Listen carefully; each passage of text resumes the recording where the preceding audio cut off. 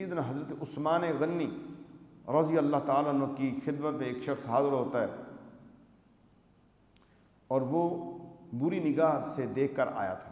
تو حضرت عثمان غنی رضی اللہ تعالیٰ عنہ نے نگاہ ولایت سے پہچان لیا کہ یہ نوجوان بد نگاہی کر کے آیا. تو آپ نے خطاب خاص سے ارشاد فرمایا کہ لوگوں کا کیا حال ہے کہ ان کی آنکھوں سے زنا ٹپکتا ہے. یہ انداز ایسا ہے کہ اس میں رسوائی کچھ نہیں ہے، لیکن جو کرنے والا ہے وہ سمجھ جائے کہ مجھے فرما رہے ہیں. اب اندازہ لگائیں سیدنا عثمان ذو النورین کی نور فراست کا، ان کی نگاہوں کا، ان کی ولایت کا اندازہ لگائیں کہ نوجوان آپ کے پاس آیا تو وہ باہر بد نگاہی کر کے آیا، آپ نے پہچان لیا اور آپ نے وہی خطاب ارشاد فرمایا. یہ آنکھوں کا زنا ہے، بد نگاہی.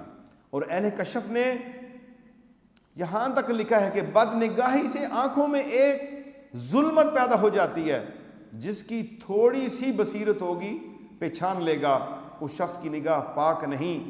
اگر دو شخص ایسے لیے جائیں کہ عمر میں، حسن و جمال میں اور باقی امور میں برابر ہوں، فرق ان میں صرف اس قدر ہو کہ ایک فاجر ہو اور دوسرا متقی، تو جب چاہیں دیکھ لیں متقی کی آنکھ میں رونق اور نور ہوگا اور فاسق کی آنکھ میں ظلمت اور بے رونقی ہوگی.